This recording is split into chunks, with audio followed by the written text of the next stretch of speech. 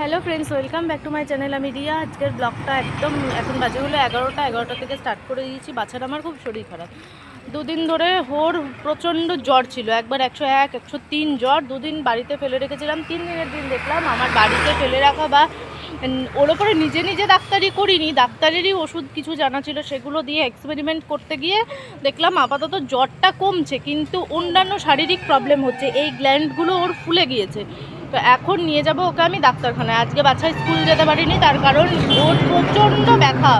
তো ব্যথাতে কথা বলতে পারছে না, খেতে পারছে না, আর হাত হাতা জামা পরিয়ে দিচ্ছি। তার কারণ হলো গরম, গরম ফ্যান চালাতে হচ্ছে, গরমে আবার ঘেমে যাবে এই যাবে, ওই জন্য মাথার এই পোর্শন আমি ঢাকা দিয়ে নিয়েছি। আর দেখি কি পাওয়া যায়, তারপর তো যাবই। মানে হচ্ছে আমরা একটা টেকার পেয়ে গেছি, এই জন্য ছেলে বসে পড়েছি। এটা পেলে আমাদের সুবিধা, রামকৃষ্ণ থেকে মানে একদম সামনেটা নামাবে। অটোতে হলে আমাদের ওভারব্রিজ টপকাতে হতো বা অনেক কিছু করতে হতো। তো আমরা চেম্বারে এসেছি, কিন্তু ডাক্তারবাবুর চেম্বার হলো 15 তারিখ থেকে বন্ধ আছে, কয়েকদিনের জন্য বন্ধ। এই নোটিশটা টাঙিয়ে দিয়েছে। আমার ছেলের এতটাই বাড়াবাড়ি, আমি বুঝতে পারছি না যে এই মুহূর্তে কি করা উচিত। ডাক্তার অমিতাভ ঘোষকে তো পাইনি, ওনার ডিসপেন্সারি বন্ধ ছিল। আমাদের এখানে আরেকজন চাইল্ড স্পেশালিস্ট আছে, সুব্রত, বেশ নাম ভুলে গেছি, নামটা সুব্রত ডাক্তার। তো ওনার কাছেই নিয়ে যাচ্ছি, কারণ না নিয়ে গেলে বাচ্চাটা কষ্ট পাবে। অমিতাভ ঘোষ কবে খুলবে তার তো কোনো ঠিকানা নেই। সদরঘাটি নৈহাটি থেকে 20 টাকা করে নিল। ওর বাবা বললো সুব্রত ডাক্তারকে দেখিয়ে নিয়ে আসো। এই যে মা ছেলে এখন দুজনটা যাচ্ছি। জায়গাটা চেনা চেনা লাগছে। আমি সাজাতে এসেছিলাম এই গলি দিয়ে, এখান দিয়ে সাজাতে এসেছিলাম জানিস বাবু। এই যে ডাক্তারের চেম্বার। বৃষ্টি পড়েছে, এটা বাড়িতে দেখো ফুলগুলো কি সুন্দর লাগছে না, লাল ফুল খুব সুন্দর লাগছে।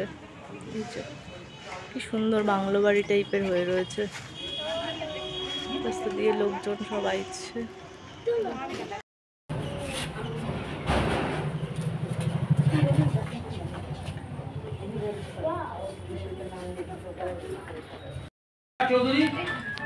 সব নাম ডাকছে, যাদের যাদের নাম লেখা হচ্ছে তাদের তাদেরকে ডেকে নিচ্ছে।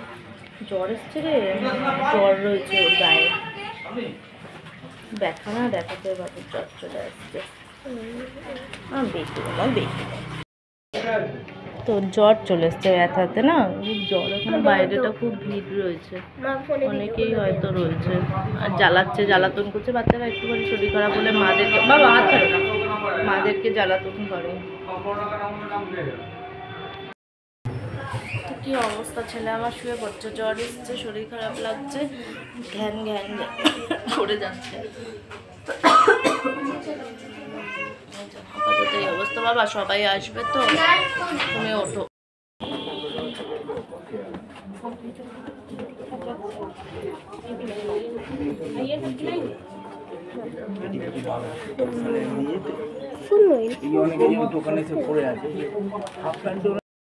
রিপোর্ট যখন ডাকুন তখন দেখে একটু বসো, একটু ভেতরে গিয়ে বসো। কালকে কি বলছি তারপর আর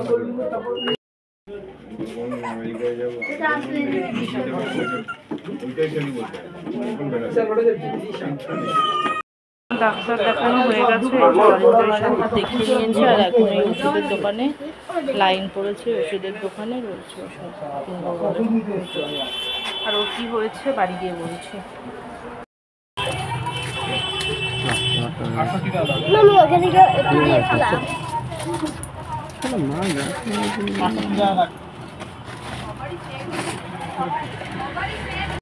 আমরা ডাক্তারখানা থেকে চলে এসেছি, আর চিকু এখন ড্রয়িং নিয়ে বসেছে। শরীরটা তো সেরকম ভালো নেই, ওকে আমি খাইয়ে দিলাম, খাওয়া মানে গাটা মুছিয়ে দিয়েছি, গাটা মোছানোর পর খাইয়ে দিয়েছি। আর যেহেতু আজকে স্কুল যেতে পারিনি, স্কুলে ড্রয়িং ছিল, স্কুলে ড্রয়িংয়ে এই জিনিসটা রং করতে দিয়েছিল, তো ও এই জিনিসটা এখন রং করবে বসে বসে। আর আমি যাবো এখন স্নানে। আর যেহেতু বৃহস্পতিবার ছিল, ডাক্তার ঠাক্তার দেখিয়ে এসে স্নান টান করে একদম আমি পুজো দিয়ে নিয়েছি। বৃহস্পতিবারে পুজো দিতে অনেকক্ষণই সময় লাগে।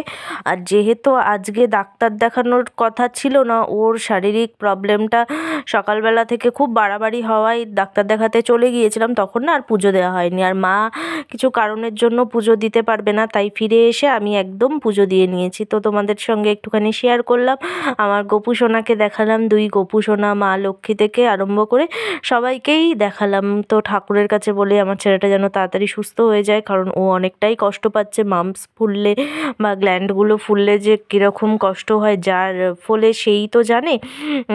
তো ঠাকুর তাড়াতাড়ি একদম ভালো করে দিক। আর দেখো আজকে অনেকগুলো ফুল দিয়ে সাজিয়েছি না, বেশ ভাল লাগছে। এটা আমাদের গাছের অরেঞ্জ কালারের জবা ফুল, দেখতে ভীষণ সুন্দর, তাই না?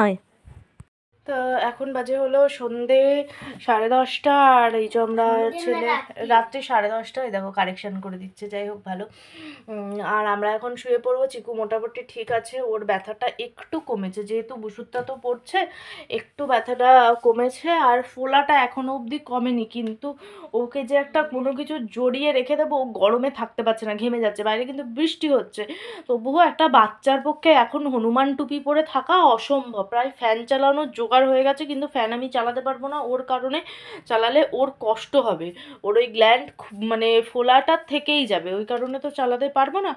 আর এখন যেহেতু স্কুলও যাবে না কিছুদিন, সোমবার দিন ছুটি আছে, একবারে মঙ্গলবার থেকেই যাবে, ওই যে ওখানে খাচ্ছে। তো চলো আজকের মতো আমার ব্লগটাকে আমি এখানে এন্ড করে দিচ্ছি। আবার তোমাদের সঙ্গে দেখা হবে নেক্সট ব্লগে। ততক্ষণ তোমরা খুব ভালো থেকো, সুস্থ থেকো, হ্যাপি থেকো, সাবধানে থেকো। Tata, bye bye.